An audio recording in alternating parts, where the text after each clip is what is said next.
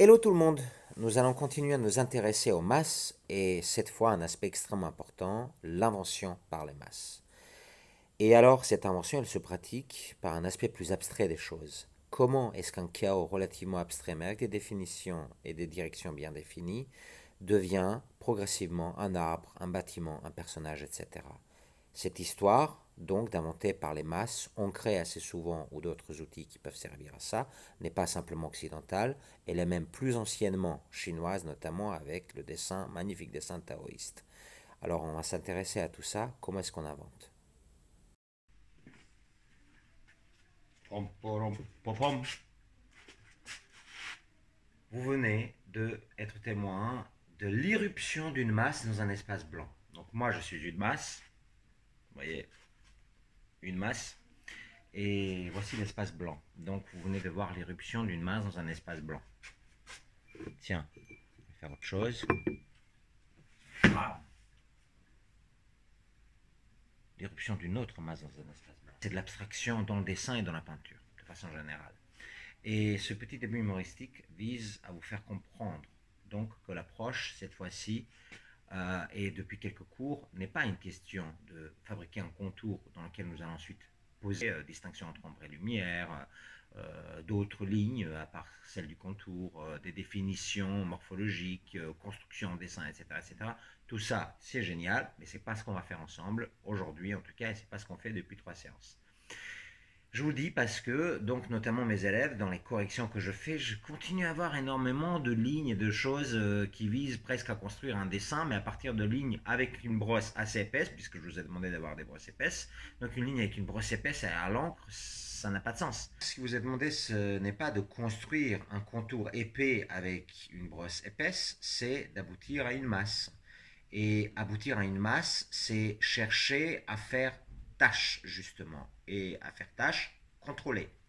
Non pas d'attaquer les choses par un contour épais, comme le feraient des street artistes, comme feraient beaucoup d'expressionnistes ou d'expressionnistes à partir de Matisse, par exemple, et surtout de certaines expériences de Matisse, ce que je respecte éminemment, bien évidemment, mais nous sommes dans une considération plus classique de la peinture et dans une approche plus classique, qui d'ailleurs va vous permettre ensuite d'aller vers des choses, des choix qui sont peut-être des choix de rupture, mais pour le moment, avant de faire un choix de rupture, il faut faire son caté avant de faire son apostasie, si vous voyez ce que je veux dire.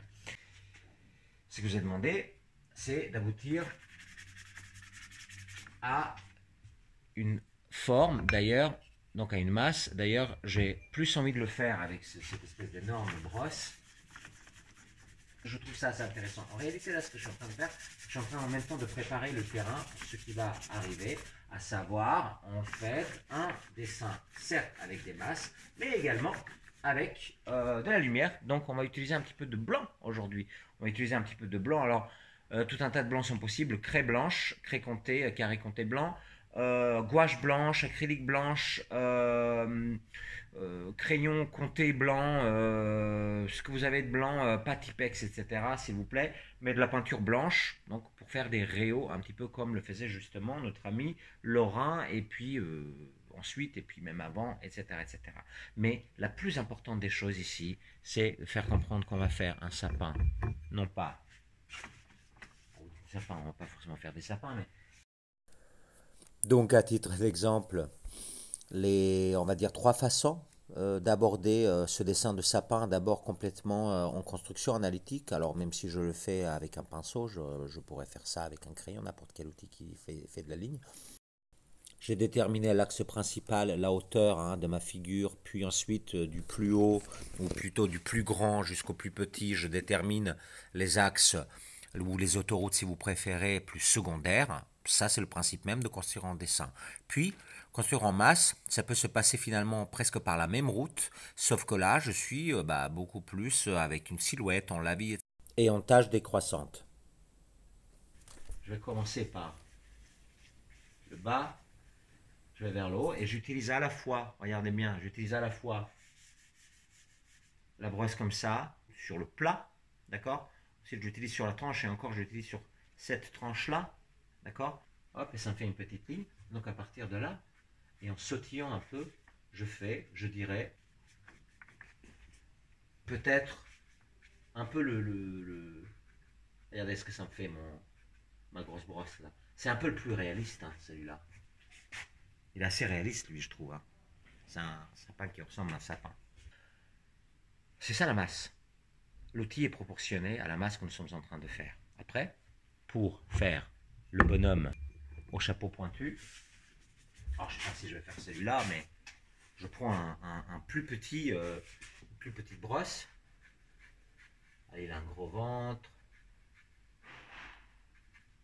un chapeau pointu, barbe, hop, et le gros sac, hop, etc., etc. Donc plus petit outil pour faire la plus petite masse. Pour notre exercice, vous avez besoin de vous munir donc de 2 degrés de dilution de votre lavis. Alors on avait vu déjà la semaine dernière ce que c'était qu'un lavis. Un lavis, c'est une dilution d'encre, d'accord. Alors, plus votre encre est diluée, plus vous obtenez quelque chose de gris. Là, c'est une dilution moyenne, c'est celle que j'ai appliquée, elle est relativement sombre. On peut faire encore plus clair, donc en rajoutant encore plus d'eau, par exemple. Ensuite, vous avez besoin de vous munir d'un gobelet d'eau. Hein, vous allez voir pourquoi, non pas pour les encres, parce que ça y est, l'encre, on a 2 dilutions, et c'est ce qui nous suffit. Non, vous allez avoir besoin d'avoir un petit peu de blanc. Alors moi, j'ai pris du blanc acrylique. Acrylique, c'est un truc super. Moi, je suis pas un grand fan, mais j'ai pas de. Là, tout de suite, là sur moi, j'ai pas de blanc gouache. Si vous avez de la gouache, c'est mieux, c'est déjà plus couvrant, etc. Aquarelle, ça vous servira strictement à rien, ça va pas couvrir du tout. Sinon, craie comté, hein, vous voyez, les petites craies comté, là, ça va très bien. Même de la craie à tableau noir, ça peut marcher. Ou enfin, vous savez, crayon comté, blanc, en blanc, comme ça, pastel sèche blanche, voire même de la pastel grasse éventuellement, même si c'est un peu dégueu. Bon, voilà, on a besoin donc de faire des rayos. On va voir comment on fait donc des rayos lumineux. C'est ça qu'on va faire avec du blanc. Alors, le but de notre exercice, c'est, afin surtout de bien comprendre, hein, l'utilité de ces masses, c'est de faire une invention, et d'en faire même plusieurs. On va en faire plusieurs des inventions. Vous allez pouvoir vous exercer à des arbres, faire exactement ce que je viens de faire ici, à savoir à partir, regardez, je vais rigoler un petit peu avec vous, imaginons, je fais une masse, là je vais faire une masse, voilà, tiens, je la fais là. Hop, regardez. Je fais. Non, mais si je regarde un peu parce que je vois ce que je fais, parce que je sais. Mais je fais une masse comme ça, là. Ah, je ferme les yeux. Hop, allez, je ferme mes yeux. Bof. Mais bon, bof, bof, mais enfin. Si je lui donne un peu de structure, qu'est-ce que je peux faire? Là, je voulais faire un arbre, hein. Bien sûr. Donc, si je lui fais un peu de structure, je lui rajoute un tronc. Vous savez, la nature est quand même assez chaotique. Oh, ça y est. Il est bien avec ce tronc, hein. C'est pas mal, hein. La nature est assez chaotique, hein. Et comme donc il y a plein de chaos et d'abstractions et de fractales et de tout un tas de choses qui font très tâche, qui font très masse dans la nature, on peut commencer par celle-ci, par cette espèce de chaos, avant de commencer à définir, habiller et donner finalement une définition en choses. On a fait un arbre à partir d'une forme aléatoire. Et je ne vous demande pas de faire des formes aléatoires, je vous dis juste que il faut faire des masses qui sont en réalité au départ des silhouettes. Ce sont des silhouettes et c'est à partir de ces silhouettes que nous procédons. Ce n'est pas à partir d'une forme que vous avez préalablement conceptualisée en mode causa mentale, comme dirait Léonard de Vinci. On ne fait pas de la causa mentale, on fait j'ai pas envie de dire art brut. Non, non, non, non. On fait pas de l'art brut, mais on fait de la masse. On fait quelque chose qui est d'un ordre beaucoup plus émotionnel, beaucoup, beaucoup moins cérébral. Donc vous allez vraiment balancer, comme j'ai fait un petit peu au début de façon humoristique, vous allez balancer une forme et puis on va ensuite interroger un petit peu, voir ce vers quoi cette forme nous mène. Plus tard, même aujourd'hui, lors de l'exercice, on va essayer de balancer une forme tout en pensant à une forme, un peu comme ce qu'on a fait avec le sapin. Mais si vous pensez votre affaire abstraitement, vous avez non pas une figure d'intercession d'un temple ou d'un arbre, etc., comme ce serait le cas chez Lorrain, si vous voulez, on reviendra un jour sur ce que c'est qu'une figure d'intercession. Ok, je vous le dis tout de suite, une figure d'intercession, c'est une figure sur laquelle on s'approche pour entrer dans une scène. Elle est très souvent porteuse de symboles forts, d'accord? Donc il faut bien, comme un marchepied, pour rentrer dans la scène. Vous mettez, paf, votre pied sur un arbre, ensuite vous descendez sur peut-être une figure un peu plus petite, qui peut être éventuellement je sais pas, autre chose, peu importe, un personnage, un autre arbre, un temple, une architecture, peu importe, et ensuite ça vous emmène progressivement vers l'intérieur de l'image. Ça, c'est une figure d'intercession expliquée en 30 secondes.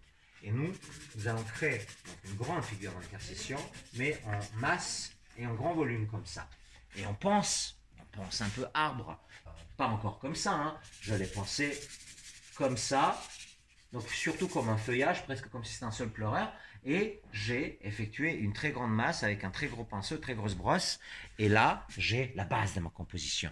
Je pourrais même aller plus loin et dire donc tout de suite que je vais donner une base en termes de lumière à ma composition. J'utilise donc mon blanc et mono. Et je vais...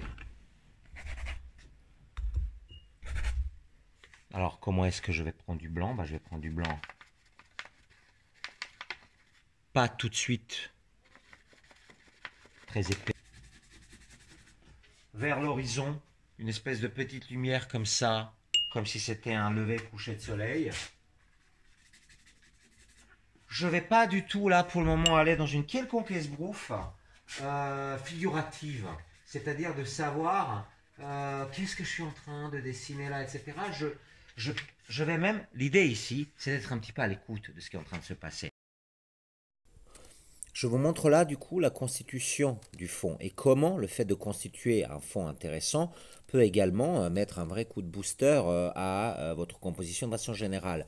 Je montrais là comment finalement je m'y suis pris à plusieurs reprises, en plusieurs couches. Il y avait une première couche un peu tachetée parce que j'avais fait des essais. Par-dessus cette couche, j'avais posé une première qui avait séché, puis même pourquoi pas une troisième. Là, si jamais je voulais faire une vue nocturne, je pourrais aller carrément jusqu'à ce type de noirceur là. Et tout ça nous ramène désormais à la question de la lumière. Alors observons ce qui se passe, on va augmenter.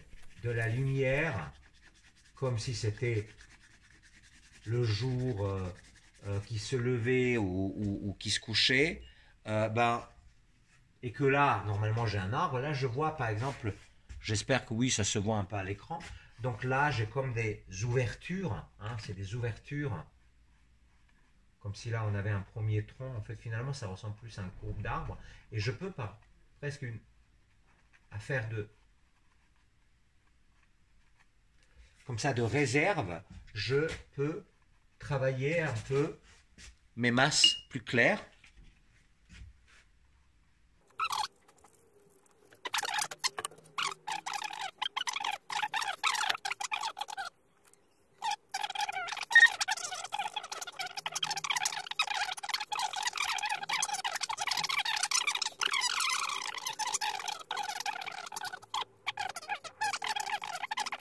Puis je vais commencer à avoir des valeurs sombres de premier plan. Un sombre carrément plus sombre et un petit peu moins. Je vais également jouer, bien évidemment, sur le côté sec du pinceau.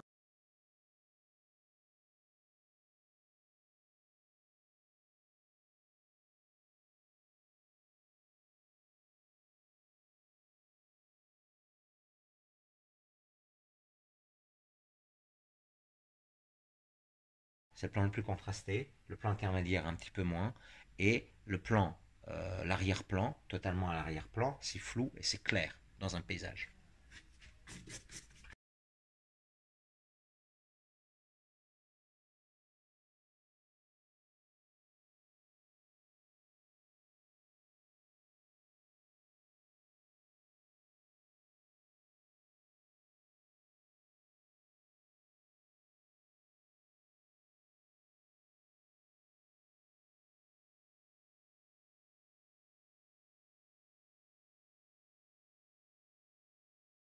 On voit tout ce petit monde-là, on voit toutes ces petites tâches intermédiaires, etc., toutes ces choses qui nous font presque penser à des branches et qui nous permettent donc de venir faire des contours autour, de venir leur donner une définition de branche, un peu une identité de branche, d'accord.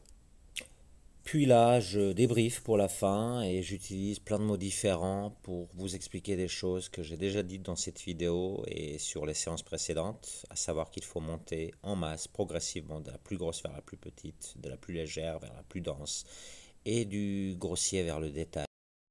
Préparez votre matériel et à vous de jouer. Bisous bisous.